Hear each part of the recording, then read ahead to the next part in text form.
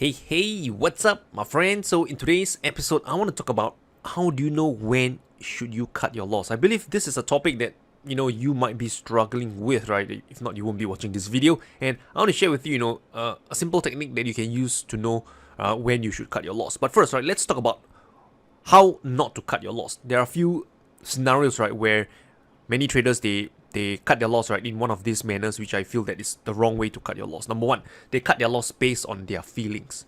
Here's the thing, right? If you cut your loss based on how you're feeling at that point in time, chances are, more often than not, you are cutting your loss when the market is, at the absolute lows, where the pullback is about to end and reverse back in your favor. Usually when you can no longer take the pain anymore, then you cut your loss. That's when the market is about to reverse back in your favor. So don't cut your loss, right, based on your feelings, because that's usually, the worst possible time.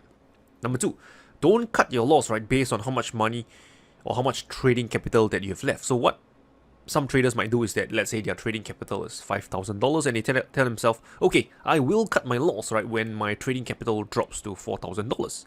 Now, here's the thing. The market doesn't care how much money your trading account is worth or has left, right? It goes where it needs to go. So when you cut your loss, right, it doesn't make sense to be basing something that is dependent on the size of your account, because the market really doesn't know what's the size of your account and it doesn't care. So it doesn't make sense, okay? And the third thing is, you shouldn't cut your loss, right, based on news release, fundamental news release. Because here's the thing, when you cut your loss, right, after a piece of news is out, or maybe you want to see how the fundamentals are like, by the time the fundamentals has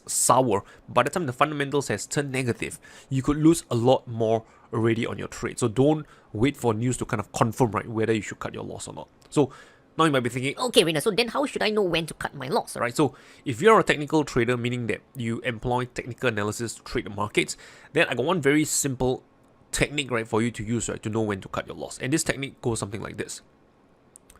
Your stop loss, right, should be at a level, right, which invalidates your trading setup. I believe that quote is from one of the market wizard called, I think it's Bruce Kafner? I believe it's him. I might be wrong, but basically, right, the saying goes something like, your stop loss, right, must be at a level which invalidates your trading setup. So let me give you an example, right, so you know how this works. So let's say your trading setup is, buying a stock in an uptrend, okay?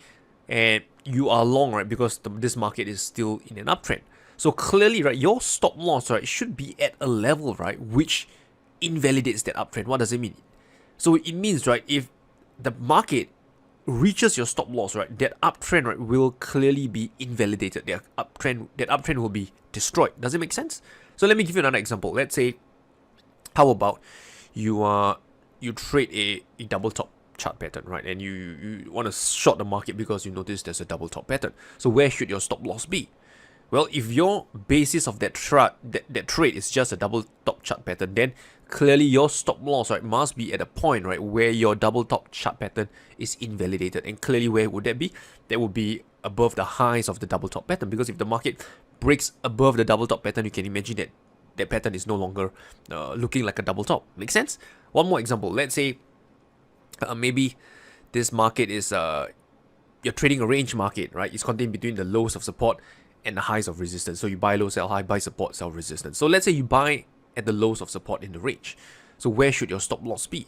Well, your stop loss shouldn't be in the middle of the range or at support of the range, because at this point, right, support is still intact. It doesn't make sense to be cutting your loss when the price is still contained within the range. So it only makes sense, right, to cut your loss, right, when the price breaks below the lows of the range. So that's where your stop loss should be. Let's say support is here. Your stop loss ideally should be somewhere over here, below support, right? A buffer below it. So clearly, if the price breaks below support and hits your stop loss, at this point, right, the range is clearly broken, support is broken, and you should get out of the trade. So the key thing is this, right? Your stop loss, right, must be at a level which invalidates your trading setup. As long as your trading setup is intact, if it's not invalidated, right, you shouldn't cut your loss yet.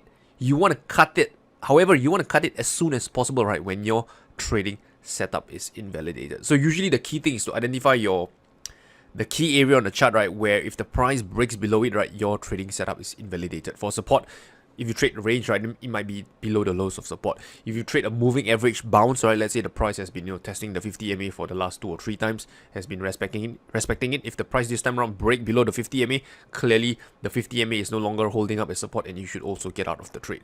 So hopefully these few examples, right, give you a good idea to know when should you cut your loss. Okay, so with that said, I wish you good luck and good trading. I will talk to you soon.